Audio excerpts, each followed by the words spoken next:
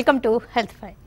మళ్ళీ చాలా మందికి ఇన్ఫ్యాక్ట్ మిలియన్స్ ఆఫ్ పీపుల్కి హెపటైటిస్ ఉన్నా గుర్తించలేకపోతుంటారు, సైలెంట్గా ఉంటుంది. తర్వాత సివియర్ కాంప్లికేషన్స్కి గురైనప్పుడు, లివర్ ఫెయిల్యూర్కి గురైనప్పుడు, లేకపోతే సిరోసిస్కి గురైనప్పుడు, లేకపోతే క్యాన్సర్స్కి గురైనప్పుడు గుర్తిస్తుంటారు.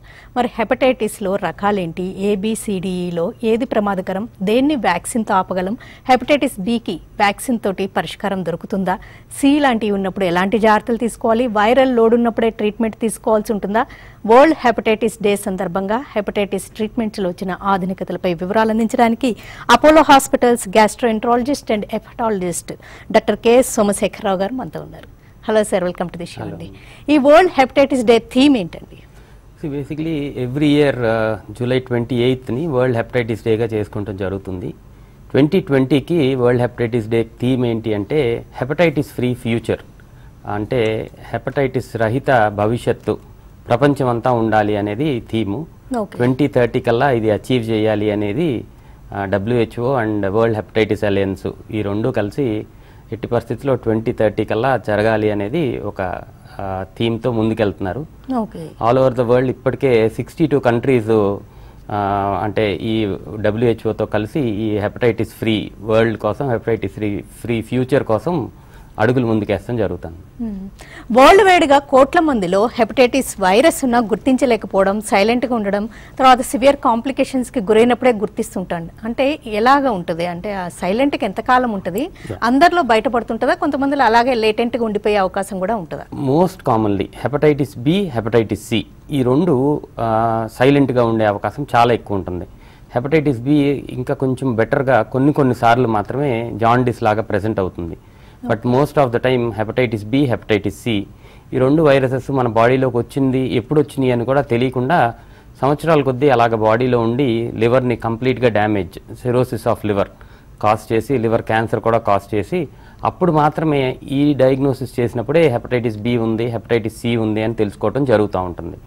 ఇది చాలా కామన్గా జరుగుతూ ఉంటుంది. ఫర్ ఎగ్జాంపుల్ ఒక హెపటైటిస్ బి మాత్రమే తీసుకున్నా, ఒక హెపటైటిస్ సి మాత్రమే తీసుకున్నా, ఒక వన్ ఇయర్లో, లాస్ట్ ఇయర్లో at least 9 lakh people all over the world died with just hepatitis B infection. అంటే they had either cirrhosis or liver cancer.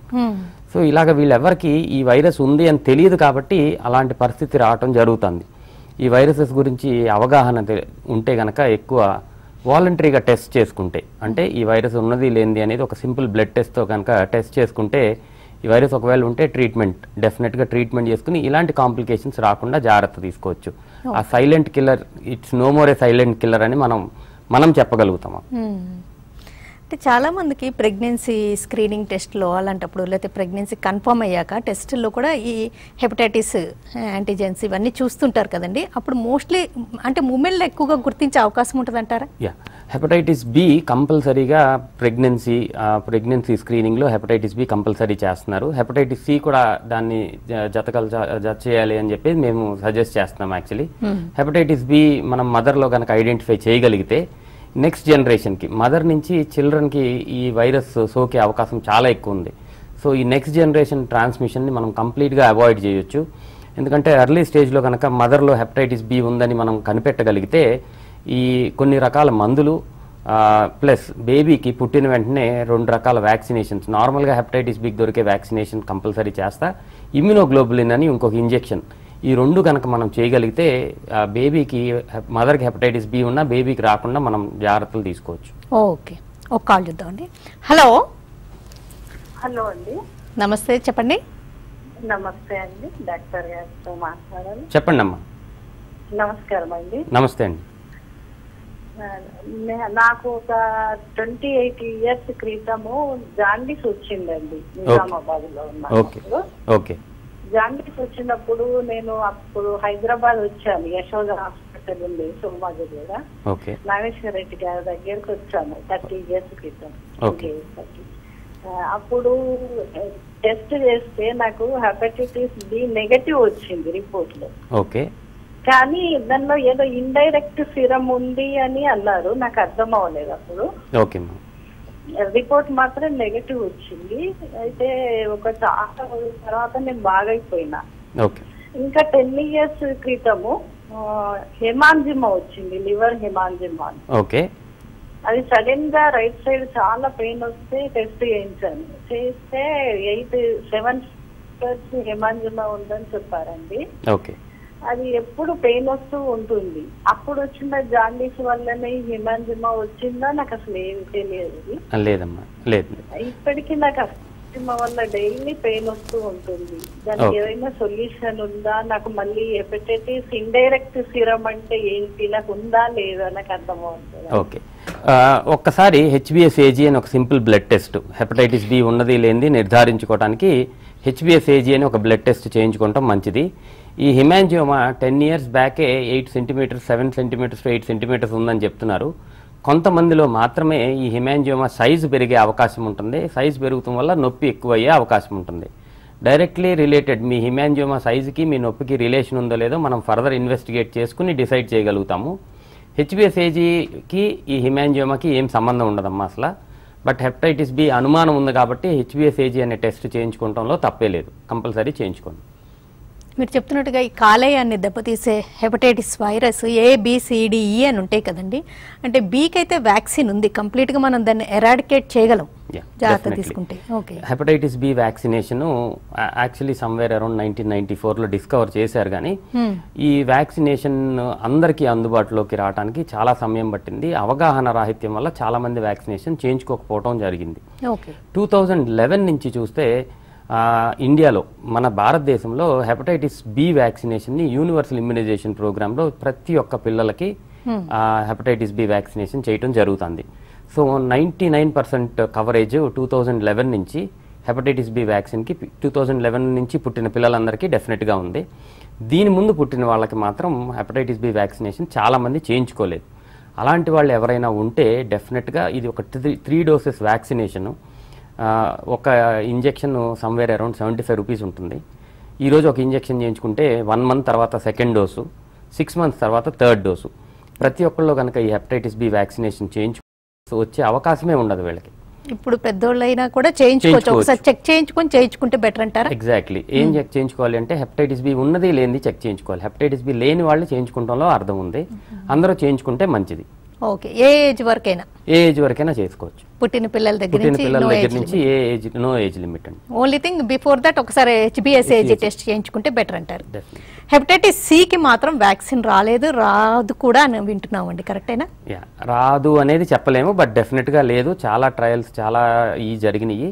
So ఈ వైరస్ కొంచెం డిఫికల్ట్ అన్నమాట. అంటే దాని మల్టిపుల్ జీనోటైప్స్ వైరసెస్ ఉన్నాయి. సో ఒక 6 types ఆఫ్ జీనోటైప్స్ ఉన్నాయి ఒక హెపటైటిస్ సిలోనే. సో అందుకని వ్యాక్సినేషన్ అనేది కష్టంగా ఉంది, ఇప్పటిదాకా కనుక్కోలేకపోయారు. బట్ దీంట్లో అడ్వాంటేజ్ ఏంటి అంటే hepatitis C completely curable disease. ఇప్పుడు లాస్ట్ 5 years నుంచి మనకి మంచి డ్రగ్స్ అవైలబుల్గా ఉన్నాయి హెపటైటిస్ సిని ట్రీట్ చేయడానికి. ఈ హెపటైటిస్ సి మందులతో ఇప్పుడు అట్లీస్ట్ 95 to 99% క్యూర్ రేట్స్. అంటే ఒక 3 months కనుక మనం హెపటైటిస్ సి ఉన్న వాళ్ళని ఐడెంటిఫై చేసి 3 months ట్యాబ్లెట్స్ ఇస్తే, రోజుకు ఒక ట్యాబ్లెట్ చెప్పిన 95% నుంచి 99% మంది ఈ వైరస్ని కంప్లీట్గా క్లియర్ చేసేస్తున్నారు. సో ఇప్పుడున్న యాంటీవైరల్స్ హెపటైటిస్ సికి చాలా మంచి ఎఫెక్టివ్గా పనిచేస్తున్నాయి. అంటే హెపటైటిస్ బి కంటే సినే బాగా కంట్రోల్లో పెట్టగలుగుతున్నారు. Definitely at this point of time last 5 yearsలో మొత్తం అంతా చేంజ్ అయిపోయింది. హెపటైటిస్ సి కంప్లీట్గా ఎరాడికేట్ చేస్తానికి ఆ ట్రీట్మెంట్ అంత ఎఫెక్టివ్ ట్రీట్మెంట్ ఉండటం డెఫినెట్గా దోహదపడుతుంది. ఈ 2030 కల్లా మనం ఏదైతే అచీవ్ చేయాలనుకుంటున్నాం హెపటైటిస్ బి ఎరాడికేషన్లో హెపటైటిస్ సికి ఐడెంటిఫై చేయటం ప్రాబ్లం. ఇక్కడ ఏంటి అంటే ఎవరికి హెపటైటిస్ సి ఉందని ఐడెంటిఫై చేయటం చాలా కష్టంగా ఉంది. మీరు లాస్ట్ ఇయర్ థీమ్ తీసుకుంటే ఫైండ్ ద మిస్సింగ్ మిలియన్స్ అన్నారు. మిలియన్స్ ఆఫ్ పీపుల్ వాళ్ళకి ఈ వైరసెస్ ఉన్నాయి, బట్ వాళ్ళకు కూడా తెలియదు ఈ వైరస్ వాళ్ళలో ఉంది అని. సో ఫర్ ఎగ్జాంపుల్ ర్యాండమ్గా మనం ఒక 100 peopleని టెస్ట్ చేస్తే అందులో 3కి హెపటైటిస్ బి పాజిటివ్, ఒకళ్ళకి కానీ ఇద్దరికి కానీ హెపటైటిస్ సి పాజిటివ్ వచ్చే అవకాశం ఉంది. అంత ర్యాంపెంట్గా హెపటైటిస్ బి ఉంది, సి ఉంది. బట్ ఓన్లీ థింగ్ ఏంటంటే సిమ్టమ్స్ లేవు కాబట్టి ఎవరు టెస్టులు చేయించుకోరు.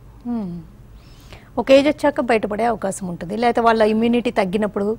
మనకి జనరల్గా hepatitis B hepatitis C either వాళ్ళ లివర్ డ్యామేజ్ అయిపోయిన తర్వాత లాస్ట్ స్టేజెస్లో తెలుస్తూ ఉంటుంది, లేదంటే ఏదైనా ఇన్సిడెంటల్గా ఏదైనా సర్జరీ కోసమో దేనికోసమో స్క్రీనింగ్ చేసుకున్నప్పుడు తెలుస్తుంది జరుగుతూ ఉంటుంది.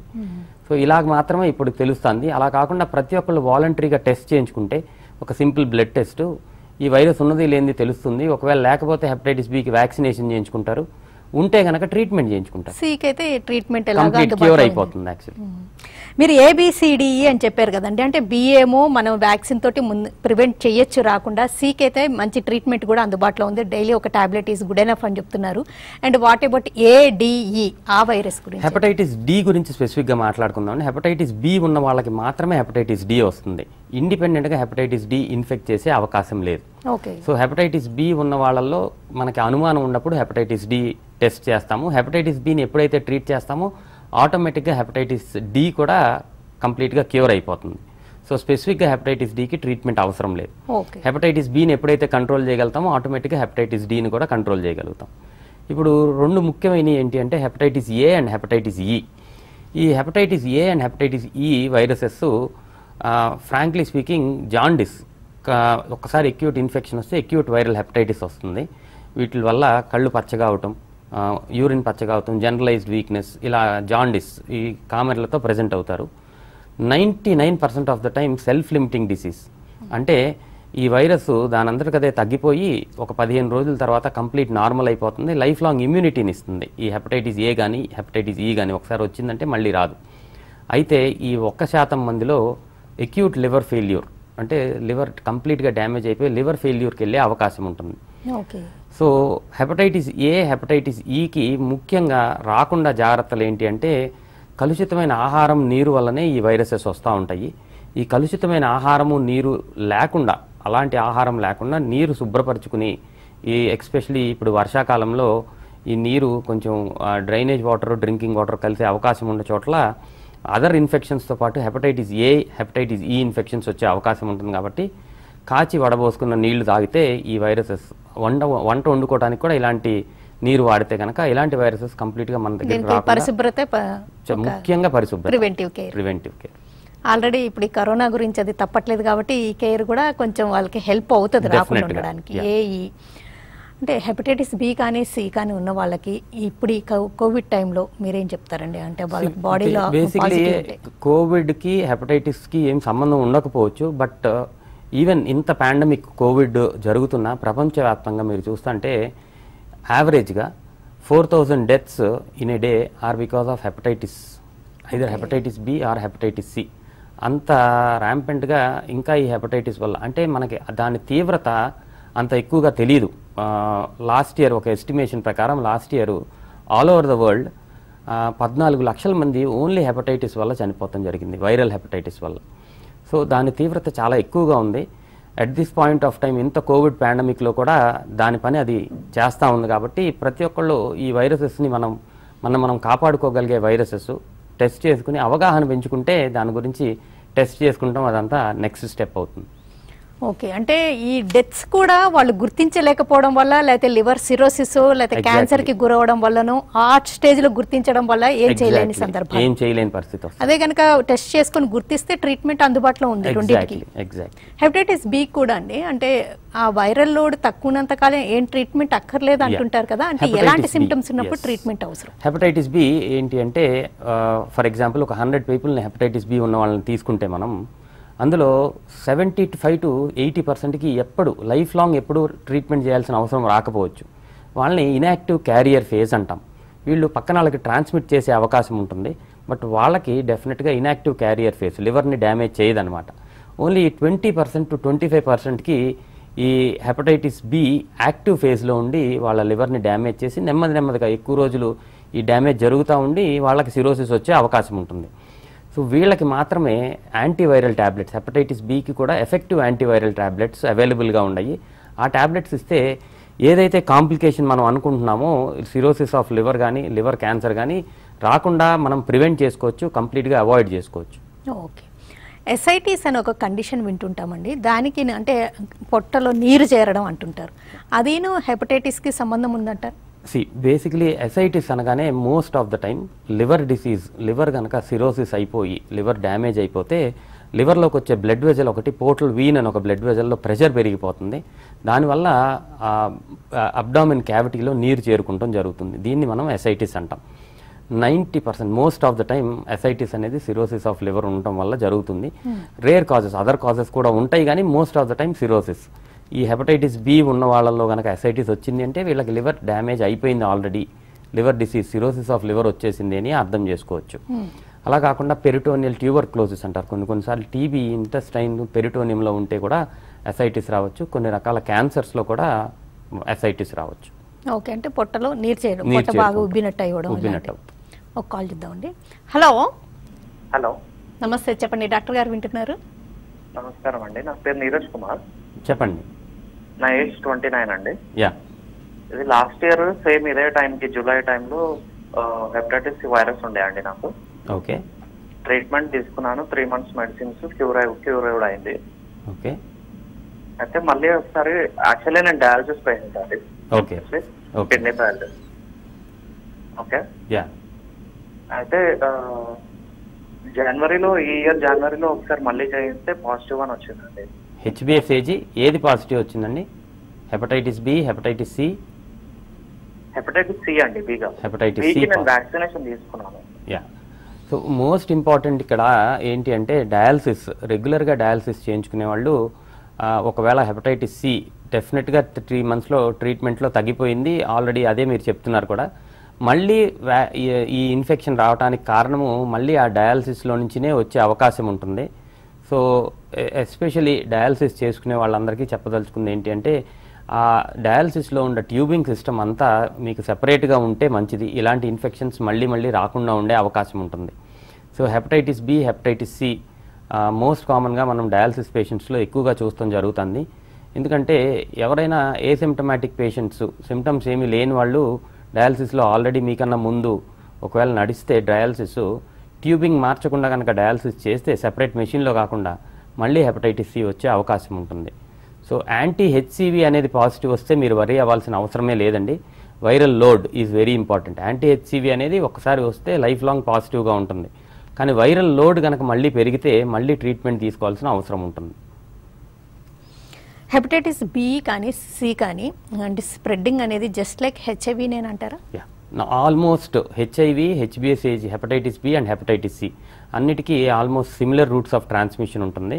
అంటే పేరెంటల్ ట్రాన్స్మిషన్ అంటారు.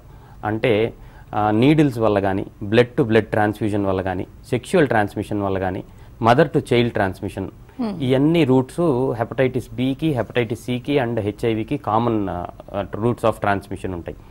సో అయితే ఇందులో మనం తెలుసుకోవాల్సిన విషయం ఏంటంటే హెచ్ఐవి కన్నా హెపటైటిస్ సి ఇంకా ఫాస్ట్గా స్ప్రెడ్ అయ్యే అవకాశం ఉంటుంది.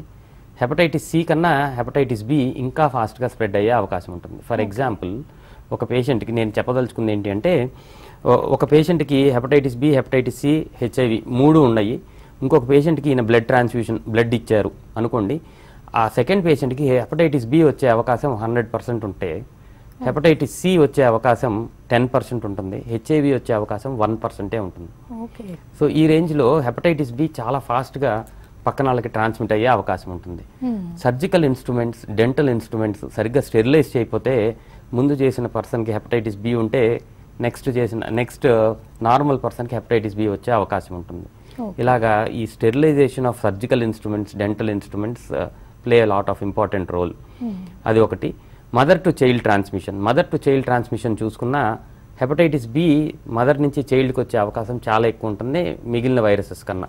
మిగిలిన వాటికి కూడా డెఫినెట్గా ఉంటుంది, బట్ ట్రాన్స్మిషన్ రేట్స్ చాలా ఎక్కువగా ఉండేది హెపటైటిస్ బికి.